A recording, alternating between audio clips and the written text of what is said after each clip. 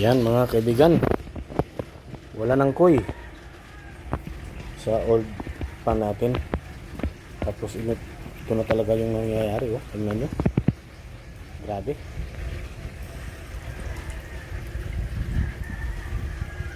Delikado kung natagalan pa pag-transfer, wala na. At saka ito, yan, na-transfer na ang mga koy at saka sipako. Yan, mayroong mga aerator na aerator pump na naman.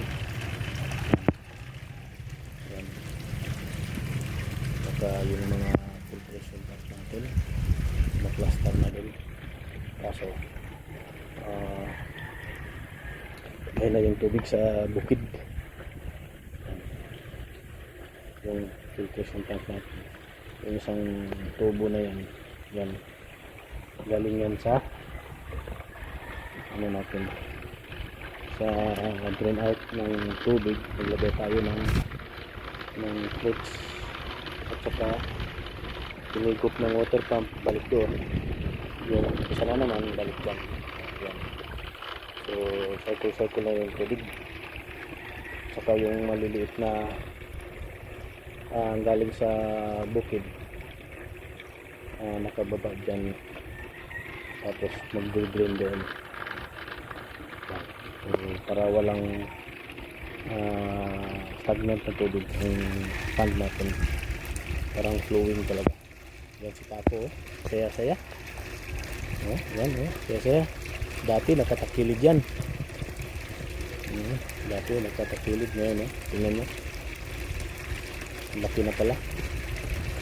Maliit lang yan sa camera, sa ilalim ng tubig, pero pag inahon yan, grabe ang bigat.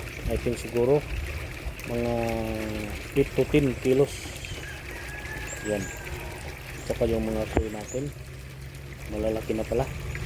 Tingnan natin sa sa ilalim ng tubig, maliliit yan.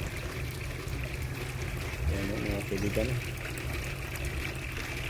So plastado na ito, wala na tayong gagawin pa. Ito na talaga, para at least relax na sila. Binigyan ko kanina ng ng pagkain nila, ayaw kumain.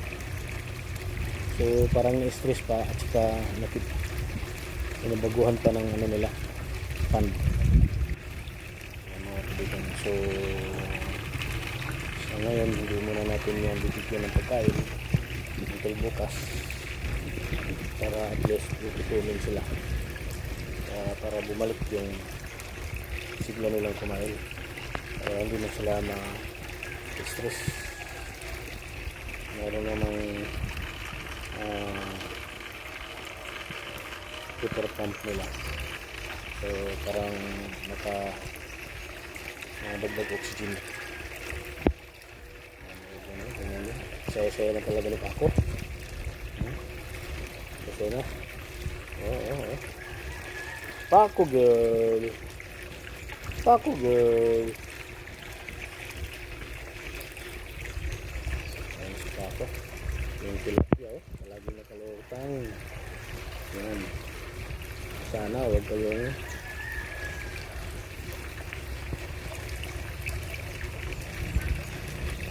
kayong tumalon, kasi yun yung babaw na ng tubig, parang hindi na level yung paggawa ng kahoy sa paglagay ng trapal. So ganyan ang nangyayari, kasi dito taas pa, yung level ng tubig doon, so hindi na level yan. So hanggang dito na lang po. Maraming salamat sa panonood. Please subscribe and hit the notification bell para update ko sa videos ko. Thank you.